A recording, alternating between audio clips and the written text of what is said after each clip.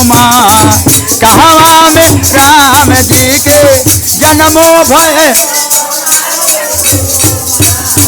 कहवा में राम जी के जन्म भयो हरे झूमा, कहवा में राम जी के जन्म भयो हरे झूमारी।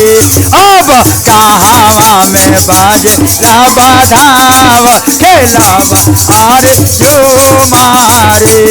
अब बाजेला बाधावा खेलावा हरे झूमा, कहवा में राम जी के जन्मो भयो हरे झूमा, कहवा में राम जी के जन्मो भयो झूमारे।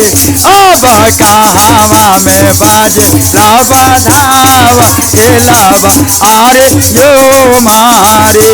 अब कहवा में बाजे लाबाधावा खेलावा हरे जय जय हे। अब कहवा में बाजे लाबाधावा खेलावा हरे।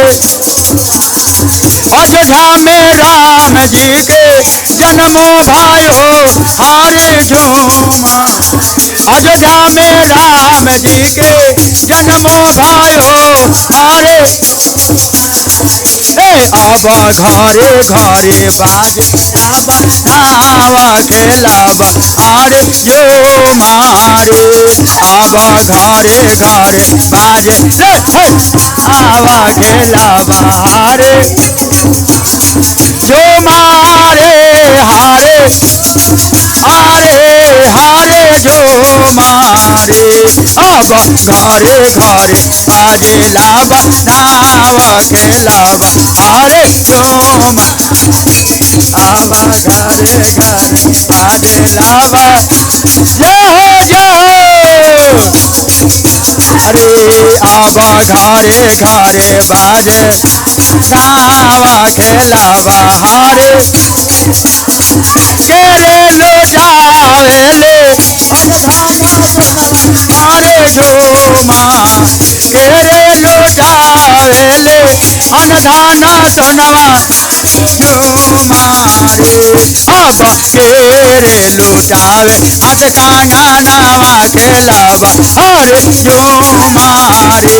अब केरे लुटावे हाथ कांगनावा खेलावा हरे। दशरथ लुटावेले अनधाना सोनवा, नाना लुटावेले अनधाना सोनवा। अब नानी लुटावे हाथ कांगनावा खेलावा। अब नानी उठावे हाथ कांगनावा खेलावा। दादा लुटावेले अनधाना सोनवा हरे। दादा लुटावेले अनधाना सोनवा हरे। अब दादे लुटावे हाथ कांगनावा खेलावा हरे झूमारे। अब दादे लुटावे हाथ का जय हो जय हो। अब दादे लुटावे हाथ कांगनावा खेलावा। मामा लुटावेले अनधाना सोनवा, मामी लुटावे हाथ कांगनावा खेलावा। पापा लुटावेले अनधाना सोनवा हरे। अब मामी लुटावे हाथ कांगनावा खेलावा। मौसा लुटावेले अनधाना सोनवा।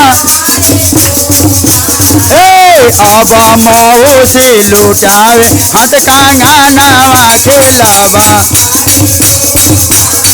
बुआ लुटावेले अनधाना सोनवा हरे।